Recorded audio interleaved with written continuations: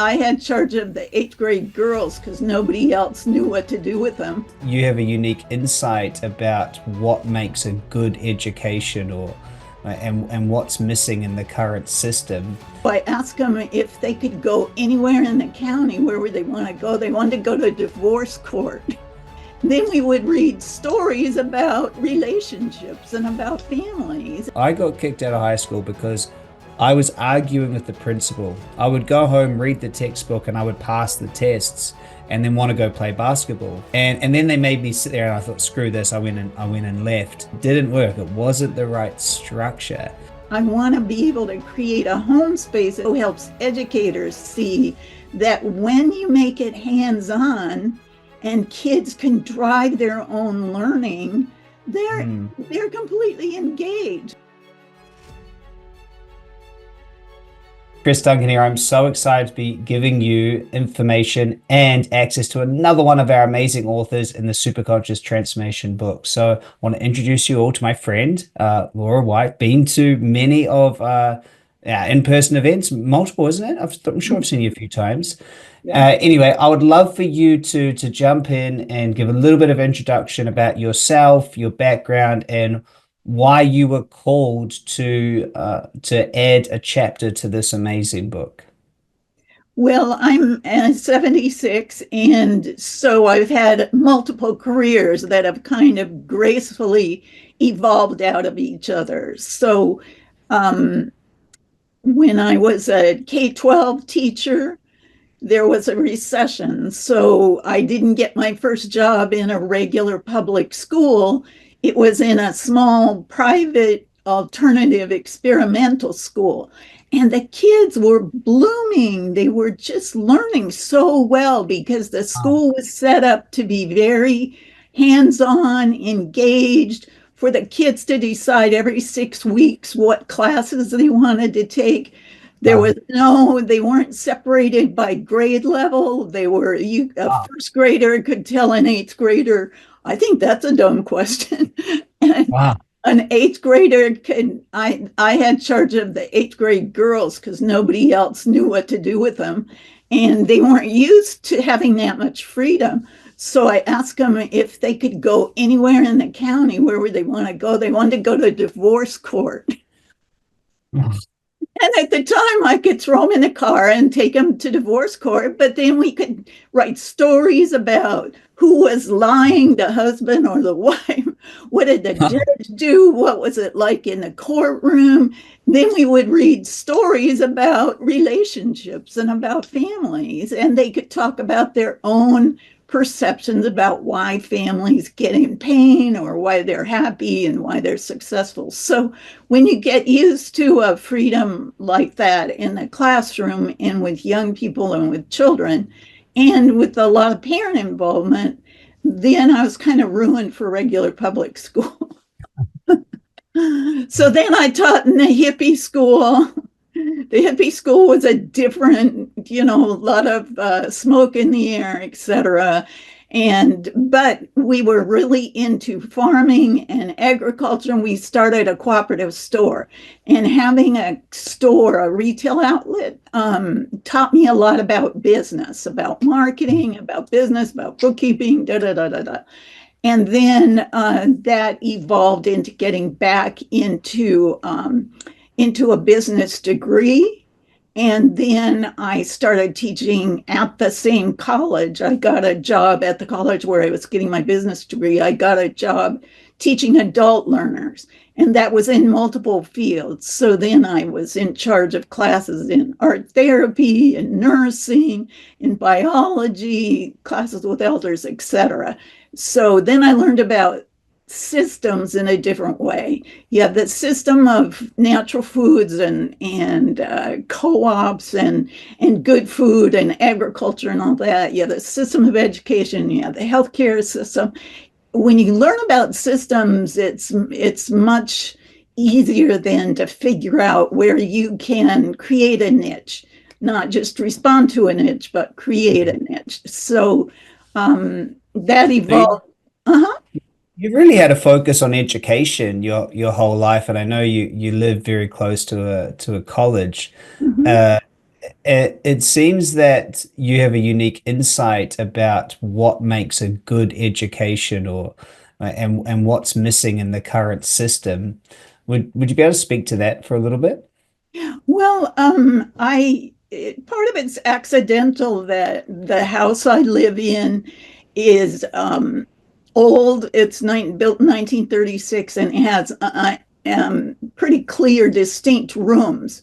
But because I love teaching kids in a creative environment, I said it. I had roommates with children for a while, and also neighborhoods when you have kids in your home, neighbor kids visit, etc. And so I created a space that kids would enjoy and learn from, a very enriching place. And then my neighbor has granddaughters who are teenagers now. So then I could see it from a teenager perspective as well, what they like to do, what they want to learn about. Um, Mm. I had three teenage girls, and one loved to cook, and she did a great job with cooking dinner. But the other one, because they were sisters, felt like, well, that one is the good cook. The other one is the pretty one, and I'm the dumb one, and I don't know how to cook. So I taught her how to make salad dressing. How do you make salad dressing? Try different vinegars or lemon juice, different salad dressings. So I think I want to be able to create a home space. It's a learning space, but it also helps educators see that when you make it hands-on and kids can drive their own learning, they're Mm. they're completely engaged, aren't they? They Mm. aren't tuned out. They aren't stuck on their phones. They have life questions that come up in a more informal setting with adults they trust. Yeah. Yeah, I really love that, and I can relate. So, it's a sport that in America you guys don't know much about, but in New Zealand there's a sport called cricket, and it's also played in Australia and the UK and India. Uh-huh. And you couldn't get me as a kid to sit down and do math in class. But if you wanted me to figure out the percentages of some of the star batters and bowlers and if you put it in the context of sport, I wanted to learn math. I wanted to learn writing. Like I wanted to learn everything. I wanted to learn it, but in something I was interested in. And I always thought it was fascinating that everything we needed to learn, if it just got framed in a Yes, way that was exciting to me. Like I didn't care if Susie bought three apples and John bought five apples, and I didn't care about that. But if you put it in, if he's got six, if there's six overs left and he needs to score, 35 runs, how many runs per ball does he need? And I'll be like, well, that's exciting. I wanna know that. And I've got some friends of mine and they do homeschooling and they talk about projects and they get the kids focused on projects, whether it's creating, the daughter's making clothes at the moment, or the son's learning to build a cubby house out the back for himself and his toys. But through that they have to learn, measurement and angles and practical things. Is that kind of what you have experienced as well? That it's if you make it hands-on, is that what you're saying? yes, they're very engaged because learning is actually with your whole body. To sit on your butt in Mm. a chair for Mm. 6 hours of the Yeah. day is so hard. And so that's why so many children get labeled with different kinds of disabilities sometimes, because that Mm. the setting and the environment is not helpful to them to be engaged. So that's a part of it. I was going to Yeah. say I have a copy on one wall of it's an infographic about um, Steph Curry's approach to how he does the threes. And it shows the whole court. And then it shows with little tiny dots exactly where he's thrown a three. I mean, it Yeah. is so brilliant. And it uses infographics to get across, oh my God, you can know this guy's talented because you can watch all those highlight things. But when you really see the math of it, of where he can shoot from anywhere, it's like, Yeah. wow. Yeah. Yeah, well, I know a lot about Steph. Basketball became my next love. It's like you're speaking my language. And again, I became into statistics, and I remember my father sitting me down and said, uh, you can't win by yourself. You're going to have to learn how to motivate the rest of your team. I was a Mhm. very competitive kid. And so there I am, age, I don't know, 12, 13. I'm reading inspirational motivation, understanding psychology because I'm trying to get my whole team to buy into, and through sport, I got so much. But at the same time, I was kicked out of high school. I didn't finish high school. I was labeled ADHD and a rebel. And I tell you, this is such a good conversation. I got kicked out of high school because I was arguing with the principal. I would go home, read the textbook, and I would pass the tests and then want to go play basketball. And my principal said, "No, you have to turn up to class." And I said, "Well, I passed the test. Don't worry, I don't need class. I don't need to sit there and go slow with everyone else. Just give me the book. I could read the book and then I could go play." And then they made me sit there and I thought, screw this. I went and left. And it just didn't work for me. Yeah, It didn't work. It wasn't the right structure, which yeah, is hard because obviously we're trying to create a system for the majority. But yeah. what are some of the common challenges that you've faced or when talking to parents or creating the right education? What are some of the challenges that you've faced trying to, create this different system, and how do you suggest overcoming them?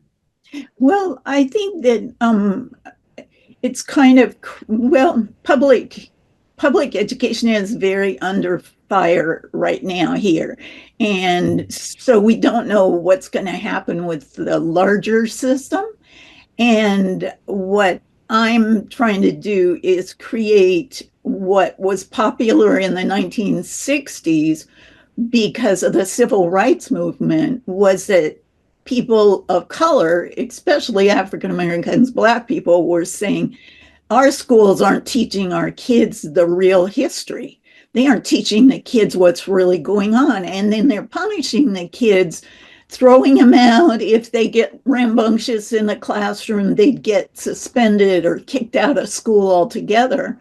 So if they're not learning real life stuff, they additionally aren't engaged. So I decided, okay, I'm going to create a house that might be a tutoring center, might be a place if kids are punished for learning about the complexity of history rather than white guys, cowboys and Indians, bad guys, good guys, that kind of thing. If they're not really learning an international and culturally competent approach to education, it might have to be done after school or on Saturdays or on the weekends, whatever, where we have to take over what we thought was a function of public education. So it could be tutoring, it could be Saturday school. I had Saturday school when I was 11, and my brothers and sisters were all younger, and we would go with a wagon all around the neighborhood and get the neighbor kids and bring them to our house, which the neighbors liked. And my mom would give us a few cookies and some popsicles for everybody. But we liked playing school. Why did kids like to play school? Because it was fun to have recess.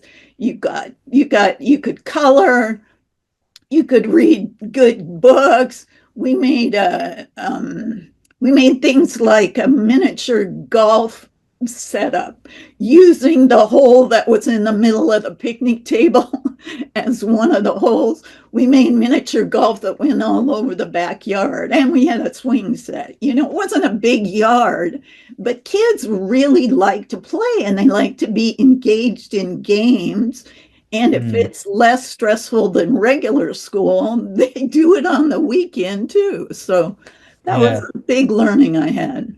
That is interesting because it's funny that you say that. When I think about schooling in the 60s, the vision that comes to my head is, getting smacked with a cane and sitting in classrooms and it being horrible. And so it's interesting to hear a completely different perspective because you do hear, oh, the schooling system is outdated and all of these things, but I think what the truth that you're getting is that, you know, school was created, you know, in a good way, in my opinion. It was created to try to uplift, and you know, it's education is a fundamental need now, but there's such a shift happening, you know. Obviously, uh we don't need to memorize as much stuff. I remember a teacher saying to me, it's not like you're going to walk around with a calculator in your pocket, you know. And obviously we do now, and you know, we have Remember slide rules yeah. And we have Google, which has access to more information than any and library. YouTube videos. Yeah.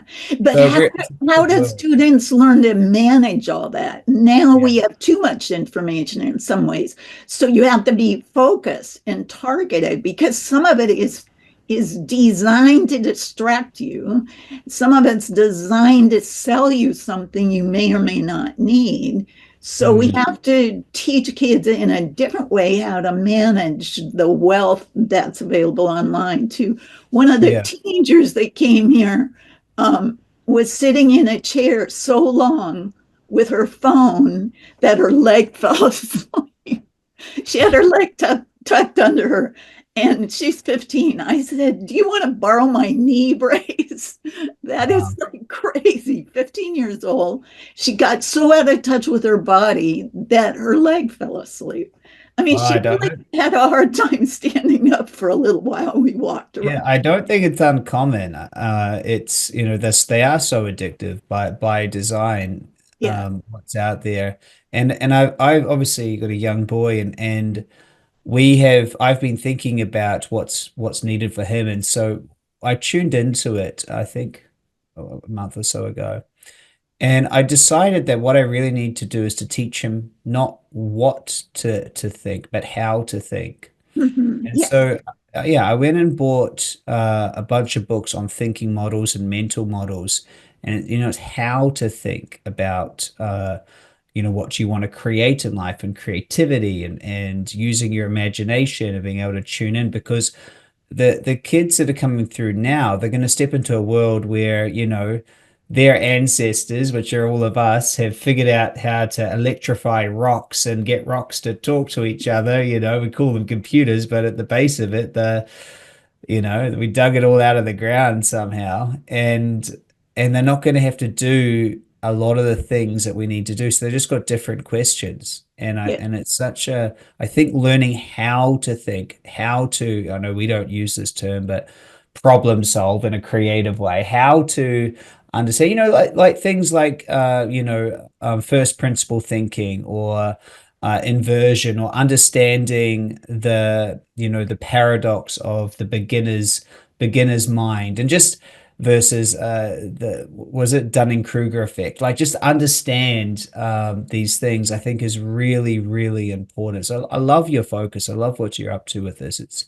It's really I think it's really important. I think it's really important that the way that we're educating young people, I think, has to change. Well, uh and it's so powerful for me what you've done with conscious education ah, around true choices, because right. that is a real key for the teenagers in the neighborhood that I know, for True. little children. True choices help people decide, what do I really want to learn about? Because there are Mm, all these external ways that people say, oh, you know, the teenagers, if I pay them to do something in the yard, they want to go to the beauty supply right away, the beauty supply store, and buy more braids or fake hair or extra eyelashes, you know, and they have 3 or 4 eyelashes stacked on. And it's like, what is your true choice? Your true choice is to be beautiful, you know, to be beautiful, to feel confident in your body. It's not the extra eyelashes, because now it's not one isn't enough, two isn't enough. mm, You've got to mm, have three. You've got to have them out to here. You have to have now nails out to here. Like, what is beauty? It's self-confidence. It's how you feel about yourself and your body changing through time. So you have to get comfortable with things that you can change and the things that you can't change about your own appearance and your body. So I think true choices are a really important part of helping people figure out what really matters when I'm online, what really matters when I need to know stuff. I agree. I think I can think of many, now men in their 40s that I remember as kids. And it's interesting with Facebook because you can see the adult they became, and you can remember in your mind back to, oh, I remember when, I remember how they were in school. And which is really interesting because I don't think you were never able to do that. But with one click, I could basically go find all my high school, everyone I went to high school with, and see what they're up to, and see what their focus is, and see what they post, and see if they're married, divorced. Like, it's really interesting. Anyway, I can think of quite a few that would have benefited massively if you had just gave them the task of building a car, Yeah. and they would have had to figure out all the things they didn't want to figure out, they would have read. Like, you could sit at lunchtime and watch these kids I'm thinking about, and they would read magazine after magazine about cars. They know everything about cars, dimensions, this, how it all works together. You put that exact same kid in a mathematics class, and they just struggle. And I think of another friend of mine, and she just loves to travel. She was all, talking about these faraway places, but you could never get her to sit down and learn another language. But like it's like the true end result needed to drive their curiosity. So, I think this is really an interesting focus, and obviously your chapter in the book is going to inspire a lot of people. So, is there anything you want to leave the listener with? We've kind of come to our time. Anything that you'd like to leave them with? A final thought from you. But the most important part for me about creating sacred space, making altars, is to acknowledge that from an indigenous perspective, the land we live on, and it's real apparent to me where I live because I know some tribal people in the area, that it's an honor to be here. It's an honor to know that Mm, people have been here for hundreds of millions of years or hundreds of years, and that it's changed over time, and that when I'm mindful about how I use this space and how I invite people in and host people and welcome people, and how I take care of the garden and the yard and the plants and try to use mostly native plants and grow vegetables, grow my own food and fruit and everything, that everything is sacred. Everything is sacred. We might think it's man-made, but your computer is sacred. yeah. Everything is sacred. Feeding yourself is a sacred experience. Cooking, feeding, hosting other people, feeding other people, creating a beautiful table, all that. It's partly aesthetic. It's partly a spiritual opportunity to gift other people and to gain from other people and exchange. So it's primarily honoring the sacred that's already here and using your stuff in a clean and neat and beautiful way that it reminds you every day. It's not cluttered, it's not covered up, it's not broken or whatever. You try to create it in a way that honors every bit of your space and the earth that we're on. Mm, I love it. Thank you so much for your time, and everyone listening. Grab your copy of Superconscious Transformation, where you'll get Laura's chapter and a whole heap of other chapters of some amazing stories of how you can transform your life in a super conscious way. Thank you so much, Laura. Thanks everyone for watching. Bye for now.